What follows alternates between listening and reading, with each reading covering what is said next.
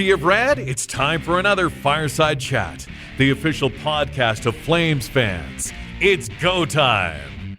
Well, the Calgary Flames get another win, and they've snapped their losing streak. As always, I'm Dan alongside Matt, and we're back with you this week talking Flames, and back after our trivia night at Bow River Brewing. Matt, that was a lot of fun last night. Yes, and thanks to everybody who came out. Always a fun time. We will have some pictures on our social media, so check it out there, and congratulations to our winners. Hopefully we'll be able to do this again. Thanks to our friends at Bow River Brewing for hosting us. And Matt, let's jump into the Flames week, shall we? Let's go right ahead. Didn't start great. Calgary Flames took on the Vegas Golden Knights to start the week, and that was a 5-0 loss. That was probably the worst Flames game of the year, hands down. Well, and to be honest, after the Winnipeg Jets game last week and how they kind of had the game taken from them by the referees, after the game, I even said to other people that, you know, this team has a tendency after like a chintzy game like that to kind of fall on their face for a couple of games after that. And seeing the Vegas and Utah games, that was pretty much bang on. Like the Flames played terribly in both Vegas and Utah. Yeah, I mean, that Vegas game, the Flames looked like a bottom team. They did not look good at all. It looked like the Florida Panthers of last year were playing the San Jose Sharks of last year and this year. Like, level of, they mopped the floor with us for 60 minutes. There was no pushback. It was all Vegas all the time. And when Vladar was the best player by far on the ice and he gave up 5 goals, that kind of tells you what kind of night it was. And like, he actually kind of deserved the star of the game for how many good saves he made despite giving up 5 goals. It was not good. Yeah, I mean, I think, well, we'll talk about the other games goaltending, but I think in this one, Vladar was probably the only Flame you can single out as being, you know, good on the ice. Like, I don't think they lost because of their goaltending. I think they lost in spite of their goaltending. Yeah, like if Vladar was having a bad night, it could have easily been 8 or 9 or double digits. Like, it was not a good performance by the Flames.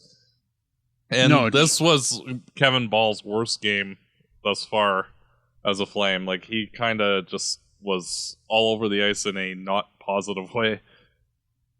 What about him specifically? Just the way he was positioned, or what about him do you think made him stand up for the worst? He just his play was sloppy. He seemed to get beat a little bit too much, and just everything that he tried to do, it just seemed to, like, the puck did not bounce his way at all, and you could just tell he was kind of struggling all game. And that does happen every once in a while. It's just after saying like he's been really good, then, you know, he has like a really terrible game right after. It was just noteworthy, that in my mind. Makes sense. A couple nights later, the Calgary Flames go to Salt Lake for the first time to take on the hockey club. Still kind of a weird thing to say.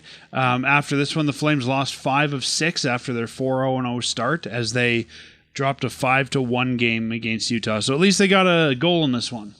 Yeah. Wolf did not play particularly great in this game, but he also had very little help from the defense. The amount of guys screening him on goals was, you know, far too much. And, you know, like, that's pretty much the only easy way to beat Wolf, is having guys parked in front of him so he can't see very well. And credit to Utah for getting guys up in front of him and in his face so he couldn't see the puck. But, you know, it just terrible defending on the Flames' part. No real pushback by the defense at all, and it's hard to get going when, you know, you're giving up goals consistently because of that. This is really the first game when I looked at it and said the goaltending was bad. Yeah, out of all the games this season, this was the first subpar performance by a goaltender. Usually that's the only reason why the Flames are in or winning a game, is because of the goaltender stealing the show. Yeah, I mean, they haven't always had fantastic goaltending, but I'd say the goaltender has at least been adequate in every game. And yeah, this like one, about a 7 out of 10 or better in each game. Like, good or better. And like Wolf was more of like a 5 out of 10 in this game. Yeah, and like you said, I mean, his defense wasn't there for him, and I think neither of these goaltenders are fantastic goaltenders yet. I think they both look good when they have defense that makes them look good, and in this one, like you said, the defense just wasn't there. Yeah, like Vladar, by and large, looks like an adequate average NHL starter, and Wolf at times looks like he could be a potential star, and then he has a game like this where, not so much, and when you look at stats for goaltenders, by and large, that's also indicative of the team in front of them. And in a vacuum, both goaltenders have been, solid, which has been excellent for this team to start the season. But, you also do need help up in front of you. And, it's hard to win games when you're scoring one goal between two games and allowing nothing but high-end scoring chances against. We saw Honzek return to lineup in this one. I think there's a reason he's already been sent down to the AHL. I mean, you and I talked about when he came back, he'd go to the AHL, and they just need a body for this one, but nothing special there from him. What about you? Well, it's one of those where you don't like to see a guy lose a spot just due to injury, so you give him a game or two to come back. And he didn't perform well. And even before he got hurt, he was kind of profiling to go to the AHL anyway. So, you're doing the right thing by him by, you didn't lose your spot because of your injury. Now, you're kind of just okay. Go down to the A, go kick some butt down there, have fun, come back when you're better, basically. And, go be the first line forward down there and be the big fish in the small pond. Exactly. Get that power play time. Learn the pro game. You're still only 19. Relax. Exactly. Yeah. Get that development time. You're good. Yeah, you and I talked about that. I didn't think there was any way that he would make the Calgary Flames. Well, unless there's a big injury or something, but that he would probably make the Calgary Flames when he came back from his injury. Yeah, and you have to reward people when they have such a good camp as he did, with the cup of coffee that he got. But, you also have to realize that for his best interest, he needs to spend the bulk of the season down in the AHL, learning the pro game. So that way, when he comes back, he can be that dominating force like we saw in the preseason. For sure. And then the Calgary Flames came back on Friday night to the Saddledome where they took on the New Jersey Devils and former Flames goaltender Jacob Markstrom, who got some interesting reactions. He got booed some of the time, and then they played a welcome back video, and he got cheered, so fans weren't sure what to think of Markstrom. This game was 0-0 almost all the way to the end until the Flames put it away in the last 8 minutes, and it ended up 3-0 Flames. Well, you gotta boo the guy just because, hey, you got traded and, all of that. But we still like you. We didn't have any problem with you. It's just, but, you're on the other team now, so boo. No big deal. It's sort of, kind of like when they booed Gaudreau a bit before, and, Kachuk a bit. He got jeered a bit. So, we never booed Iggy. Yeah. Well, that's different, because everybody loves Iginla. And nice to see Iggy there last night as well. It was a great ceremony, or I guess Friday night. It was a great ceremony. It was great to see the kids. I mean, you and I were talking before we started recording here, Raz giving the silver sticks to the kids. That was awesome. And Tilly with her, I've got a stick moment. And then later in the game, Tilly was actually throwing T-shirts out to the crowd during one of the commercial breaks. So that's awesome. She's a bit of a character. I mean, we all remember her with the Michael Backlund T-shirt thing. Yeah. Yes, and all that. So, it's interesting that she's kind of become that character here in Calgary. And, someone that the Flames knew. Nobody really knows the son, but everybody seems to know his daughter, Tilly. So that was awesome to see. Nice to see the parents coming all this way. And, the Flames needed a win here, and they got the win that they needed. And I thought played a really good 60 minutes. I was watching this one from the Dome, and I think this might be the most complete Flames game I've seen this year. Yeah, and you knew that Vladar was going to be up for this game because, his goalie partner for the last handful of years being on the opposite side, he wants to show that he can, match him save for save. And, it was a nice goalie battle for the first 55 minutes until Coleman broke the ice and, the Flames skated that one home. Yeah, and even outside goalies, I mean, I thought the Flames' defense did a really good job of limiting some of the shots, keeping the Devils to the outside. I thought the Flames forwards were doing a really good job of getting the right position on the net. I mean, was everything perfect? No, not by any means, but... No, they did allow a couple of breakaways and some odd man rushes, but... Vladar was there in each of those instances, and I felt that the game as a whole for the first 55 minutes was rather low event hockey. Like both sides were doing a good job of not giving up very many high danger chances, and when they did, the goalies were both there for each side. Yeah, and I think it was low event because both teams were preventing the events. Yes. It wasn't low event just because nobody was doing anything. Both teams were working hard, but the events were being prevented by the other team. Nice to see as well the Flames winning in the faceoff dot here, 51.5%, which usually isn't the case. And I must say that fight by Lomberg was one of the best fights I've seen in recent years. What'd you think of the hit? Honestly, it looked like he was just trying to edge the guy off so that way he wouldn't continue, but the guy fell over just as he was, engaging the hit. Yeah. And, he did kind of hit him in the head into the boards. And, and I can understand why Bastian was upset and instigated the fight because, he did hit him head first into the boards. But the intent clearly was not there. He was engaging, to be a shoulder-on-shoulder hit, and the guy fell down just as he got there, and it's just bad timing, and then Lomberg showed why you don't pick on the little guy. Exactly. Fun fight to watch. Fun for the fans in attendance. Did you see Lomberg's interview post-game where he came out in his underwear? Yeah, so it's and Sharon Govich walks by dude, put some clothes on. Corey Sarich looked really uncomfortable sitting next to him, too. Yeah. I don't know why he didn't at least throw some pants on or something, but yeah, if anyone wants to see it, you can go back to the Flames website and you can watch the post game with Brendan Parker and Corey Sarich, and Lomberg very comfortably just strolls out of the dressing room in his boxers and sits there and does the interview. Well, honestly, if you're muscular like that, you always see gym bros always showing off, oh, I'm Mr. Muscles and that, so of course, he's gonna have that attitude.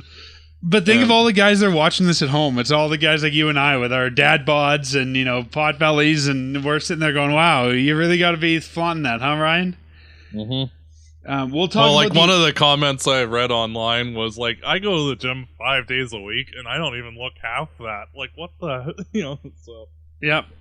No, he's a professional athlete for a reason. I thought it was pretty funny that the team would even let him go out like that. I know. But yeah, I thought this New Jersey game, as much as it wasn't a high-scoring game, I thought it was a fun game to watch, a very tactical game of hockey, which was a lot of fun. And, you need games like that, too. It was a very engaging game, and, it was nice to see it was a collective effort. There was no real passengers. I thought Anthony Mantha had a good game, even though, he's been struggling as of late. I thought Kadri was all over the ice, which he kept getting hit by various Devils, either appropriately or getting sticked in the face. But, everybody that, we had been complaining about over the last little while had been very engaged in that game. Coleman scoring a pair of goals against his old team. Vladar getting an assist in the game. Everybody just seemed to be chipping in. Yeah, I can't think of a Flame that wasn't pulling their weight. We'll talk about the Edmonton game next week. We didn't put in our predictions episode because we weren't quite sure when we'd be recording. But without the Edmonton game now, the Calgary Flames sit 6th in the West. They have 11 games played, 6 wins, 4 losses, 1 overtime loss for 13 points. The teams above them are LA at 14, Dallas at 14, Vegas at 15, Minnesota at 16, and Winnipeg at 20. Utah right behind them at 12, and Vancouver, Edmonton, and Seattle tied at 11. So, Matt, surprised or not to see the Flames still kind of in this? after that week? Not really. Basically they fell into the middle of the pack, where basically like you look at the standings and like from where they are to last place in the NHL is like 6 points, and then you look on the other side and you move up 6 points and you're second in the NHL behind only the Winnipeg Jets by 1 point. So like they're right in the middle of things, which frankly is kind of to be expected. And we'll see over the next while. The Flames, especially over the month of November, they're playing basically all good teams every game. So we'll see fairly soon whether this team has staying power and can actually be a potential playoff team or slide down the standings. Or if they've got all their wins in for the year. Pretty much, yeah. Like and like you do look at the teams that they did beat, and like outside of Vancouver and New Jersey, it was all like the bottom feeder teams.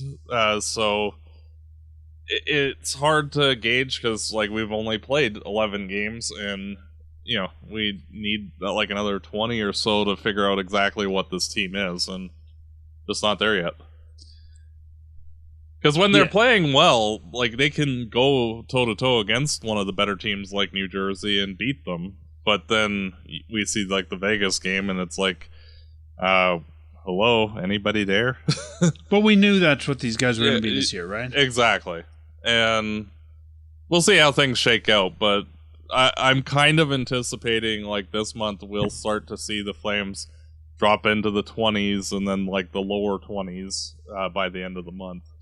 Just as games go on. You mentioned their schedule. Let's take a look ahead at the Flames schedule because it is a bit of an interesting schedule for the rest of the month. So taking the Edmonton game out, the rest of which we won't be talking about today, but we'll talk about in the next episode, we have the Montreal Canadiens, the Boston Bruins, and the Buffalo Sabres on the roads. It's a 3-game road trip for the rest of the week. Then the Flames come home to play LA and a back-to-back the following night in Vancouver against Vancouver. Then the Nashville Predators. Then they've got the Islanders, the Rangers, and the Wild at home. And then they end the month with a 4-game and 1 week road trip. Ottawa, Detroit. They go to Columbus, and then they go to Pittsburgh to end up the month. So, I mean, like you said, there's a lot of teams in there that are going to be tough teams. Yeah, and it's not going to be an easy stretch. And, the Flames are going to have to play at full marks like they did last night in order to beat a lot of these teams. And like the Montreal game, Nashville's off to a slow start. Ottawa is always Ottawa. Columbus and Pittsburgh are a little on the softer side, but like everybody else is like the teams that either fight for a playoff spot or are firmly in a playoff spot. And the teams they're fighting for one are the teams that are going to be hungry to, start getting some wins. Exactly. And it's going to be tough for the Flames to overcome those types of teams unless they're giving like the full value effort like they did last night. Let's hope that they can do it. I think this, like you said, this month is going to be a tough month, but I think it's also the month that will really establish what these guys are. I mean, there's a lot of hockey that last week of the month, the four games on the road in 1 week is going to be a tough one.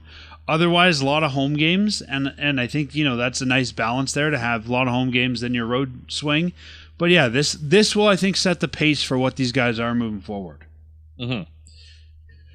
Yeah, and we knew that it was not going to be easy for this team, and it's going to be tough. And if they want to stay relevant in the playoff picture, like they're going to have to buckle down hard and have everybody pulling in the same direction. I don't see them being able to pull off another 4-game win streak here. No, honestly, I feel like it's going to probably equate to like win 1, lose 2. How they break down specifically, it'll vary, but I feel like it's going to be more of a tough month for this team. I think you're right. Well, let's talk about some of the roster moves over the last week. So Igor Sharangovich was reactivated from the IR, not out as long as some people thought. Sam Honzig, as we talked about, also reactivated, sent to the AHL. Adam Klapka also sent to the AHL. And Matt Coronado brought back up. We saw, after he was demoted for a couple of days, his agent making some comments about the Calgary Flames and how they were using Coronado, and now he's back in the NHL roster. So Matt, let's start at the end here. What did you think about Coronado's agent? It wasn't the worst agent comments we've ever seen.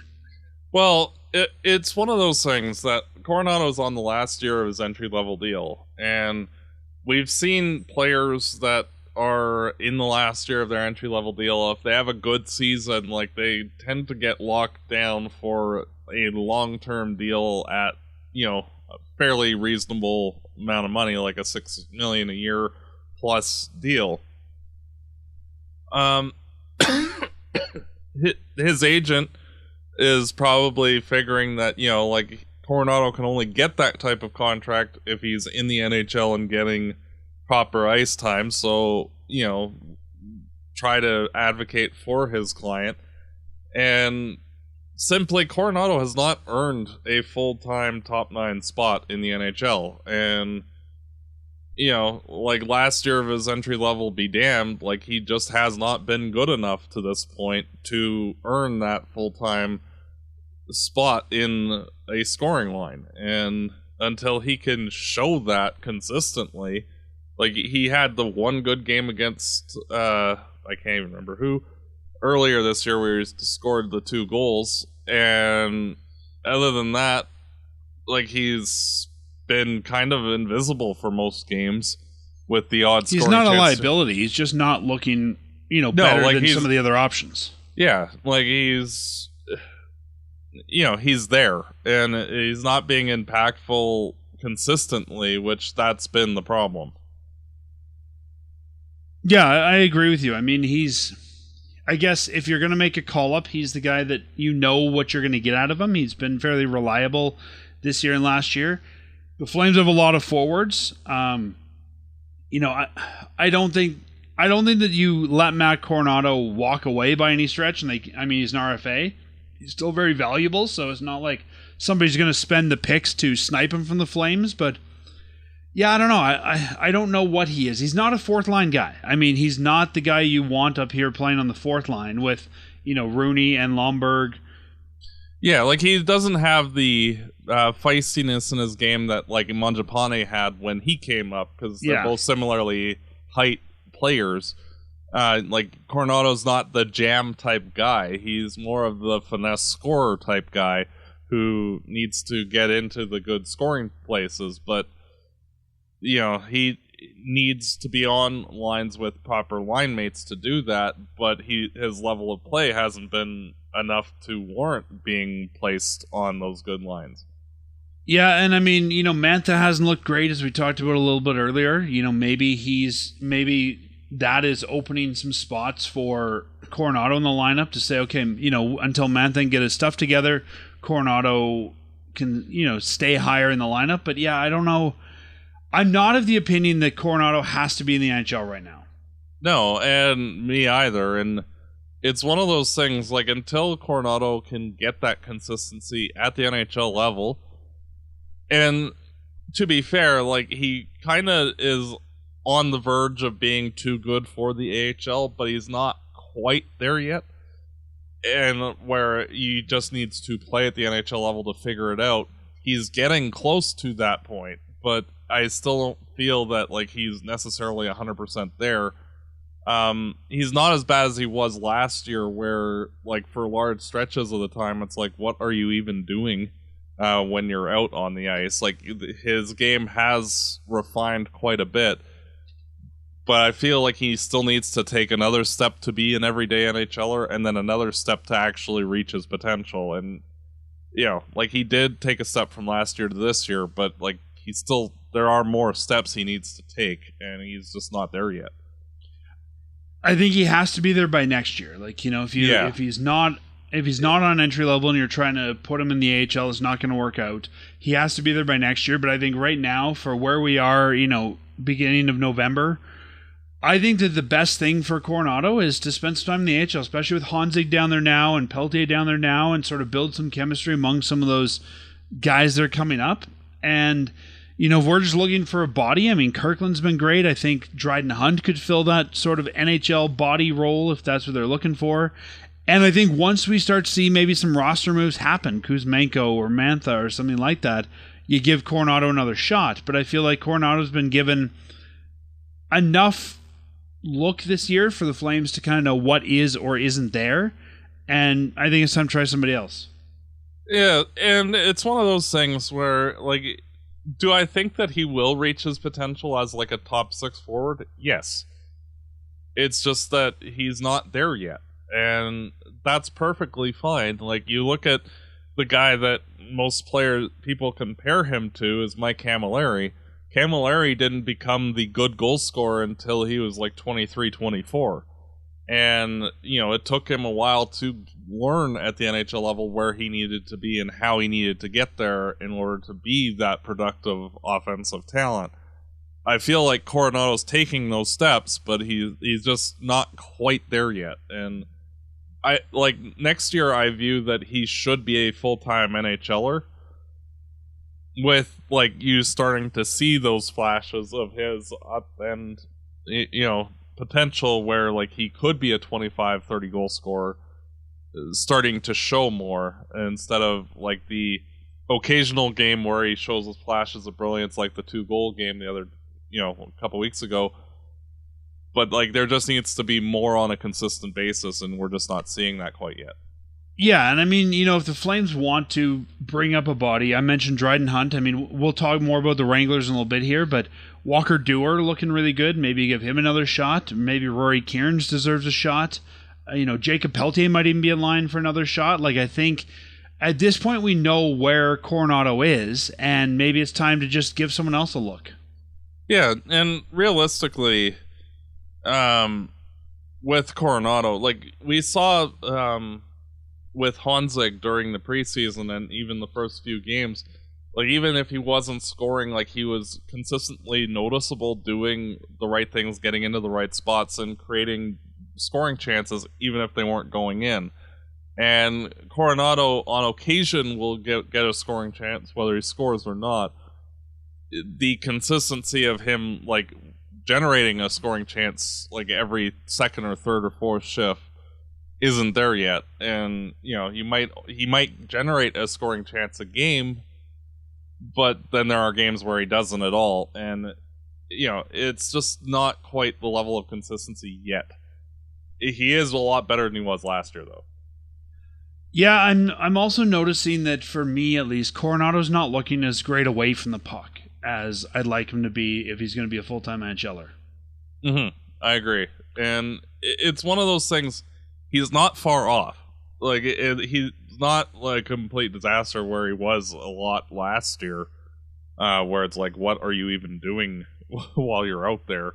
But, it's one of those where he needs to show more, period, on all fronts. And he's getting there. He's a young player. You can see the flashes of the upper end skill, just not quite there yet. And where it's a great place to develop that skill? The American League. Exactly. That's what it's there for, right? So, yeah, I guess, and again, I'm not saying he's bad or anything, but I just think we know what he's got. Let's put him in the AHL, and if they need a body, let's try somebody else. I'd be even okay to try Peltier again. Let's start cycling some guys through there. Yep. And how would you say, with the Flames farm team having 5 of the top 12 leading scorers in the AHL to start this year, going on a 9-1 record to start the season, there are plenty of guys that are showing well enough where you can cycle in guys to reward them for their good play, and not just plucking out random guy here for no reason. There are guys that are actually showing a lot of higher end skill at the AHL level. Yep. Matt, we're just over a month into the season, not even 11 games, so just over about a tenth of the way through, and 3 stories that I thought stand out to me at this point I wanted to get your thoughts on. First one, the fact that goaltending hasn't been an issue. As much as I was hoping coming into the season the goaltending wouldn't be an issue, we really have two guys who are unproven as NHL starters tending the twine for the Flames. And we talked about it a little bit earlier. I mean, neither of these guys has really looked bad until that Utah game. And even then, that was just an okay performance. So it wasn't like oh God, what the heck is this level performance. The fact that both goalies have maintained the every other rhythm and have looked good pretty much every night out has to be part of that story early on. Yeah, like for all intents and purposes, like this tandem has been full marks for what you could have hoped for from these two guys to the start of the season. Like if they were even like 10 or 20% less effective, that would have been more in line overall with what, the thought of like, hey, that would be a decent start. Yet like they're even outperforming the this is good for those guys levels of play. And like there have been zero complaints about the goaltending except for the one Utah game, and even then Wolf wasn't terrible in that game. I think the other story here I want to talk about was Justin Kirkland, the man that Flames fans call Costco, really coming in and looking like an NHL player, and I'd say in some cases being one of the best NHL players this team has on some nights has been surprised. And I thought he'd come in, he'd be an adequate fill-in guy, but I think Kirkland is making a solid case that he should be staying here this year. Yep, and it'll be interesting to see if they use the 10th game on him, because he has to go through waivers after 10 games or 30 days, and we're not quite there yet. He's played 9 games. He was healthy scratched against New Jersey. It'll be interesting to see, like, once they hit the 30-day threshold or they insert him in future games, to see if they are going to just keep him up for the duration of the season, or they'll reassign him at some point. Based on how well he's been playing, I have to imagine that there's a team that might try to claim him. Yes, and we saw with Cole Schwindt getting claimed that if you're a center and you're playing decently, there are probably about 20 teams that would not mind having an extra guy that can play 12, 13 minutes and, take some face-offs. Exactly, and Kirkley can do that, so, he would get claimed. If he was a winger, he'd probably get through, but being a center, he would definitely get claimed. I mean, good for him, right, to get claimed by a team who's going to keep you in the NHL, because that's part of the deal, but yeah, I'd like to keep him here, so I think the Flames have to figure out how to do that, and who comes out. I think right now he is the 13th forward, so he could stay here. He really has nothing more to prove at the AHL level, so it might make sense to keep him in the NHL, but a pleasant surprise, and we'll see what happens going in November with him. And the last story, I guess, that I want to talk to you about that I've noticed is special teams continuing to be an issue, right? Especially the power play, where a lot of people thought it was Mark Savard, the former power play coach. He's not with the team anymore. The power play still continues to be an issue. I think for the Flames to be successful this year, both the PP and the PK have to be working well, and I don't know why our power play is still struggling. Well, we saw in games like over the last 2 weeks where the power play, like, they could not even make a 5-foot pass without turning it over, and let alone generating any dangerous scoring chances. Like, it was like, guys, do you even know how to play hockey at this point? Like, what are you doing out there level of bad? And frankly, that comes down to personnel, and the Flames don't really have a trigger man, and they don't move quickly on the power play. Like, you see power plays that are dangerous, like all 5 of the skaters are moving constantly, and which opens up the lanes, and you see the Flames power play and like everybody's kind of standing still, passing one to the other to the other to the other, and it's very easy to defend when everybody's kind of standing still. And it's hard because like the team just does not have the guys that you need to have a high-end power play. I think at this point we can rule out it being the coach, and it's the personnel on the ice. Yeah, and realistically, like if they get as long as like they're not in the bottom like 5 on their power play, I consider that a win. And it's hard when nobody seems to know how to generate offense on the power play, which is like for the last couple of weeks has been noticeable and has cost the team, frankly. Like early on in the season, like the power play was actually going at an effective clip, and that contributed to them winning 5 of their first 6. And ever since then it's disappeared and hasn't really returned. The other thing I've noticed over the last maybe week, maybe just a little bit more than that, I'd have to go back and track it, but at least this week, especially the 2 road games, the Flames seem like they're trying to do too much on the power play. They're trying to get set up for the really good, goals, and they're trying to make some big passes. And I think a team like this, like you said, doesn't have the trigger man, who's missing a lot of the pieces you need for successful power play, has to learn to just be simple and just move the puck up the ice. It doesn't have to look nice. It doesn't have to be, a great pass. Just move the puck to the guy who's ahead of you. Yeah, and it's just a mess, frankly. Like, there's no... Like, it's hard for this team to even generate, like, a cross-ice pass to set up a one-timer, which that's generally how a lot of teams score goals. Getting guys open at the point for clear shots towards the goalie with traffic in front, like, they're not doing that effectively. And...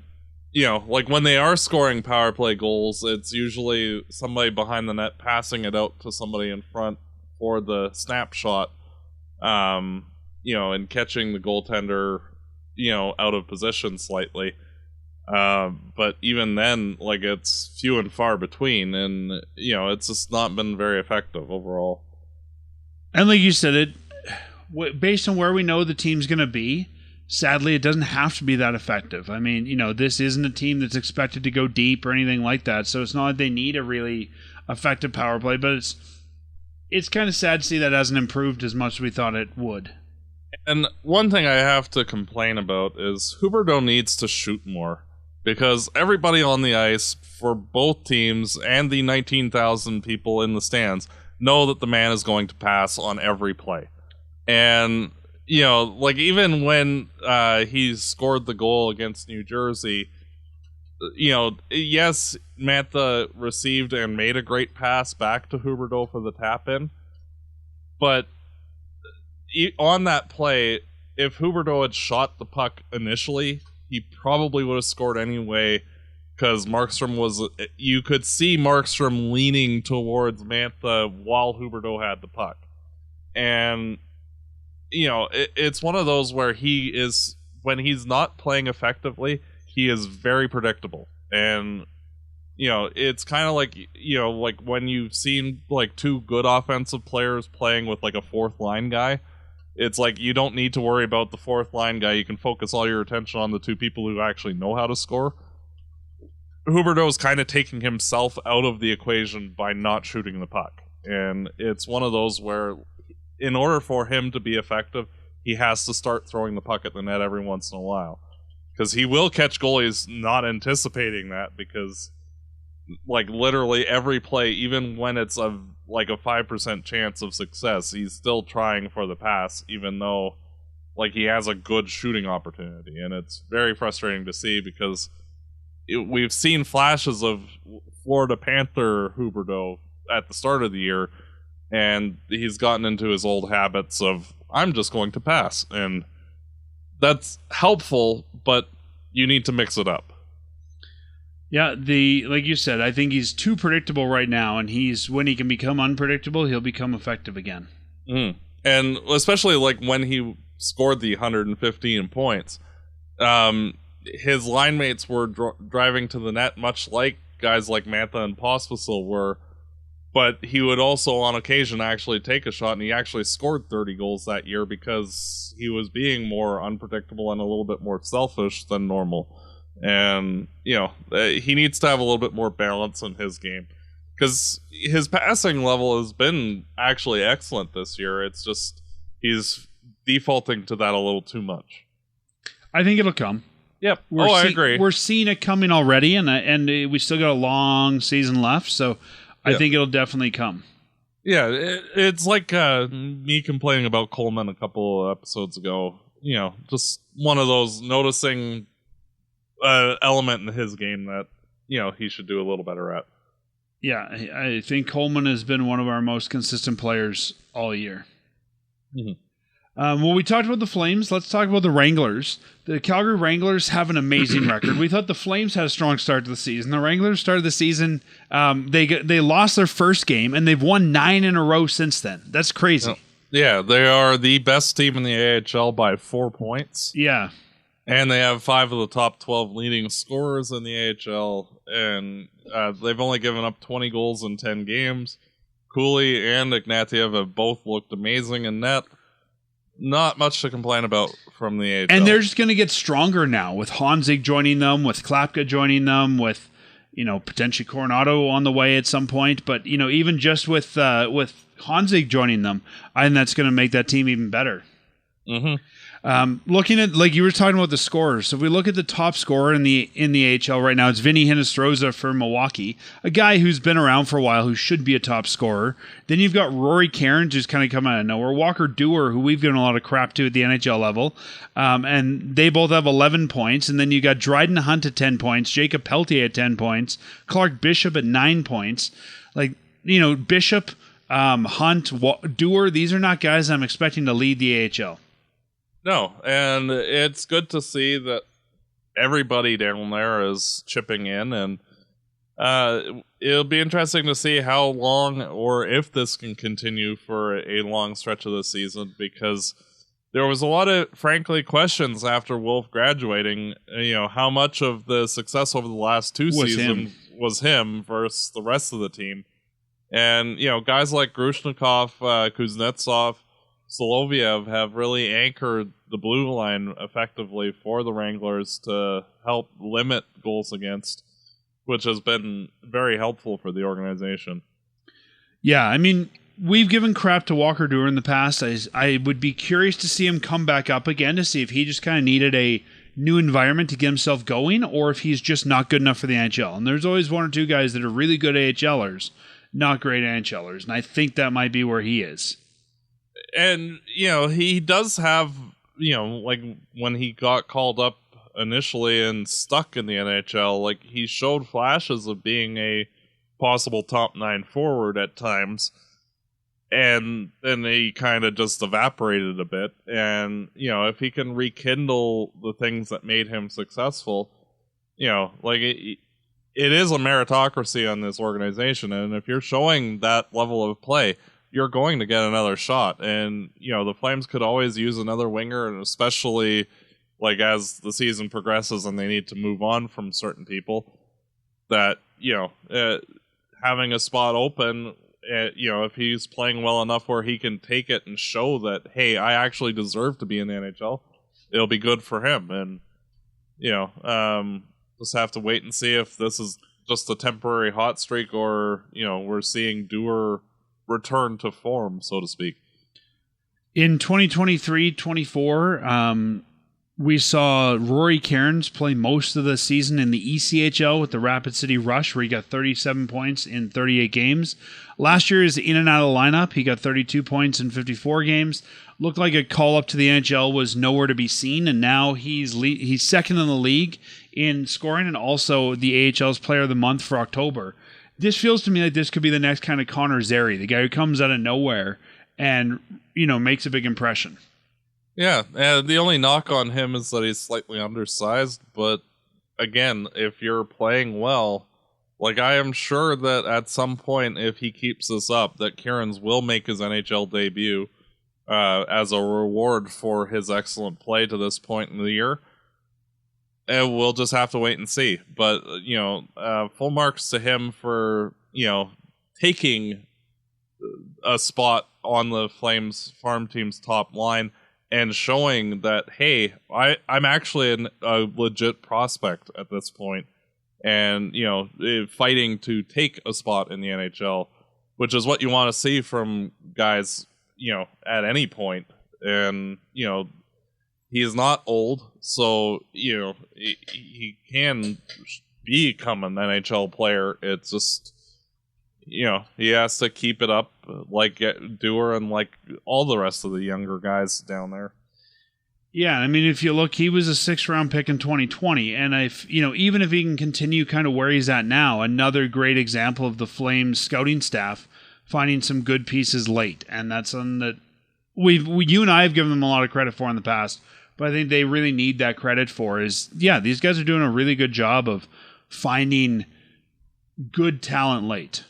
Well, and you look at like teams that have been successful, like Tampa Bay, like they got a lot of guys late. Like Andre Palat was like a 7th-round draft pick. Killorn was a late-round pick. Point was a late-round pick. So like if they can start translating some of these late-round guys like Cairns into being a top 9 forward for the NHL team, like especially as this team starts to work its way through its rebuild, retool, that's important for this organization. And full credit to any of the guys that do like come out of nowhere and take spots. And it'll be interesting to see as the season goes on, can these guys actually translate into the NHL effectively and be legit NHL players. It will for sure. Let's read them. Let's finish off our main portion of our show by reading a message here from longtime listener Al. Al's written in a number of times, last season especially, and Al has a message here about class on this team. So he says, in past years, we've talked a lot about the Flames' inconsistency over a season. Because this season is yet young, it's provided an observation on what could be so far, and again called inconsistency, but I wonder if it's something underlying about this particular group. What stands out to me is the word class. It was particularly evident in the New Jersey game when certain individuals showed their individual class. These individuals are mainly the senior members, although it runs off on some of the younger ones too. As individuals, when they don't play at the highest standard, it seems the whole team performance suffers. This is when it's manifesting itself as inconsistency. Example instances are when the individual level has been broken down to include some of Kadri's giveaways and penalties, some lack of energy from certain players, etc. I think class encompasses everything professional: effort, skill, communication, discipline, and, as is particularly evident in the New Jersey game, conduct/messaging off the ice. What was said by the players at the post-game interviews last night was, to a man, classy and reflective of their performance on ice. Maybe the locker room was to talk about each individual playing to their own high level. It would bring more consistency to a team. So that's from Al, and then he ends by saying, cheers, and good to have the broadcast back. It's a great compliment to the hockey season.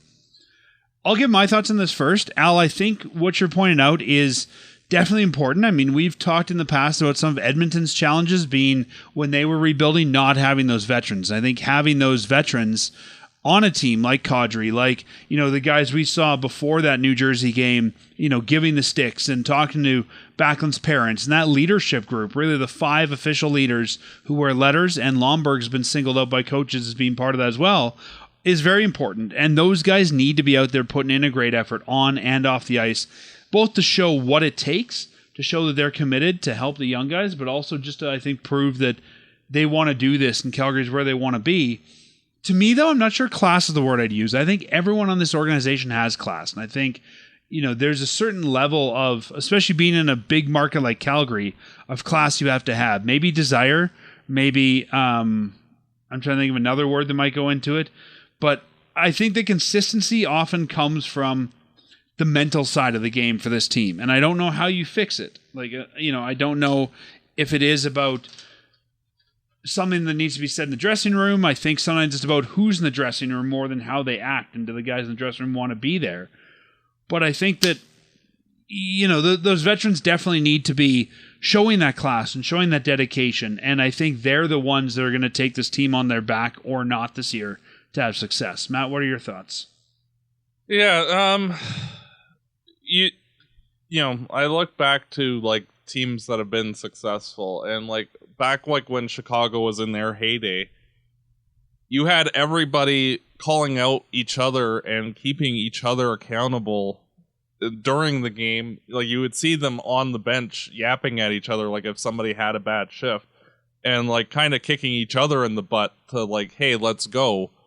And you had guys like Versteeg, who would be very vocal, like cheerleading everybody on to like, let's do this. And, at times over the last 15 years, like we've seen too few cheerleaders, and guys that, can kick the other players in the butt to get going. And over the last, basically since last year, when we saw guys like Lindholm, Hanifin, Tanev, Zadorov all move out who didn't want to be here, and we're replacing them with more character guys like Lomberg, that they're festering the positive sides of things. And you have guys like Backlund and Coleman and Kadri who have either had success on other organizations or just the right mindset in Backlund's case, and teaching everybody how to be accountable to each other and your line mates and the team. And you're starting to see more of the positive side as this team is evolving. It's just, you also need the high-end skill to come with that, and we're just in that middle zone. But like, especially like as the Flames get future draft picks and guys like Andrew Basha coming up and more of those character type guys that they've drafted previously, like once they start filtering in, you'll see this team. I feel like they're doing it the right way this time, with getting guys with size, character, physicality, and like all the important parts to build that championship team. It's just, we're not. And I feel like they've yet. got the guys that want to be here. I mean, even in the preseason, Nazem Kadri was asked about, being traded, and he said pretty much shut that down very quickly and said he wants to be here. And I think that was some of the issue in the past, is not everybody wanting to be here. And I feel like, the talent will come, but the talent that's here has to want to be here. And we talked about Markstrom getting booed earlier. He didn't want to be here. So let's move on from him. Let's find the guys that want to be here. And I think when you're having fun and you're enjoying where you're playing, success will come naturally. Yeah, and we saw that with for the first handful of months of the season last year, like right through Christmas, where like it was dreadful because you had a good quarter of the team who wanted out. And, it's hard to get going when you have guys sulking that are just literally waiting for the trade deadline to get, pack their bags and get out of here. It's hard to have fun and, have an enjoyable time at the rink when, you have so many guys that are, black clouds of, despair around the organization. And, they're gone. And then, surprisingly, once those people went away, the team played better because the black clouds were gone. And, you now have 20 players that actually want to be here and are showing a lot better than they have in the past. Like a guy like Huberdeau has not been a black cloud this year. He's actually been playing very effectively even when he's not generating points. And I feel like everything is turning around. It's just, we're still not there yet. Yeah, no, I think that's well said. So, Matt, I guess that probably brings us to the end of talking about the week that was. Why don't we look ahead to the week that's coming up? We have some games coming up this week, and the start of this long November schedule that we've talked about. So 4 games coming up. You and I didn't do well with last week. For the first time, you didn't win. Your streak is over. You thought we'd beat Vegas back and Utah, to normal. And lose New Jersey. Yeah. I thought we'd win in Utah and New Jersey and lose to Vegas, and neither of us were right. Well, you see, every week I've either got it exactly right or exactly wrong. Like the usually, first week, though, I mean, in the history of the show, you're usually the opposite of what happens. Yes. And that's kind of where you were this week as well, with Vegas and Utah as the win and New Jersey as the loss. Yeah. So, as we record this, the Edmonton game has not been completed, so it hasn't even been started. So we're going to predict all 4 games this week. Sunday night, the Calgary Flames take on the Edmonton Oilers. On Tuesday, the Flames go on the road to Montreal. 5 p.m. start time here in Calgary as they take on the Habs. Thursday, a 5 p.m. start time in Boston as they take on the Bruins. And then Saturday, an 11 a.m., their first matinee game in Buffalo, taking on the Sabres. So, Matt, 4 games. What do you think? It's going to be a tough week because they don't normally play well in Buffalo. Like, that's usually... Nor do they usually play well in matinees. No, and usually games in Buffalo, it's who can play the worst, and usually Buffalo ends up being just slightly less bad than we are. And that's going back like 15 years. Every time we go to Buffalo, it's just bad hockey. And we usually lose in Buffalo. I think we've only won once there since 96. So I'm going to count that one as a loss. We usually struggle against Boston generally. I'll count that as a loss. Montreal, it's a coin toss. I'll say that one's a win. And without McDavid, I think the Flames actually have a chance of going 2-0 against in the Battle of Alberta. So I'll say 2-2.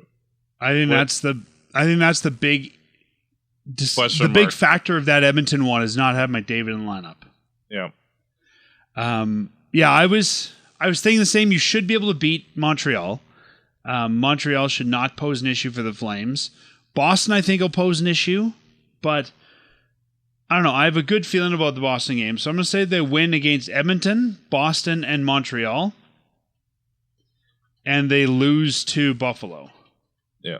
Mind you, I mean, as much as I say they should beat Montreal, they should also beat Buffalo, but... Yeah, like realistically, the two that they should win are Montreal and Buffalo, and they should lose the Edmonton and Boston game if you're going on strength of team. But, for whatever reason, we just suck in Buffalo. Like, I think they've literally won once since 96. Like, it's, almost as bad as the Honda Center, but fewer games there. Yeah, and no, I mean, even the games in the Honda Center I always found pretty entertaining. The Buffalo games are generally not that entertaining. Yeah, it's always like disaster hockey in Buffalo. Like, even the games in Calgary aren't as bad as the ones in Buffalo, and I have no idea why. I don't know. I mean, they're not a great team to watch in the first place, but... No. Well, Matt, we will talk next week about how they do in these 4 games. Maybe the highlight will be the Wranglers. I feel like as much as the Flames could do well here, this could also be the week that we see the wheels continue to fall off. Like, I could very easily see this being an 0-4 week. Oh, for sure. And it just depends on what iteration of the Flames you're getting. If you're getting the Vegas/Utah version of the Flames, like, it's going to be a long week. If you see more of what they did against New Jersey, they might actually be going 3-1 in this week. It's just hard to tell with this team yet because they are still way up, too much up and down, and you just don't know what team you're getting from night to night. And like Al was saying, right, that consistency is going to be important here, and this will be a great time to start building that. I think this is probably the longest road trip they've had, or at least the most miles so far, and I think that could be very good for this team too, to get some road time together. Mm-hmm. Yeah, because even the trip to Vegas and Utah, like, that's not very far. No. Being on the East Coast, that's more of an actual road trip. It'll be fun to see, and this team's, from game to game is a little befuddling, so we'll see. And as always, go Flames, go. Fireside Chat is hosted by Dan Stevenson, co-hosted by Matt DeBorg.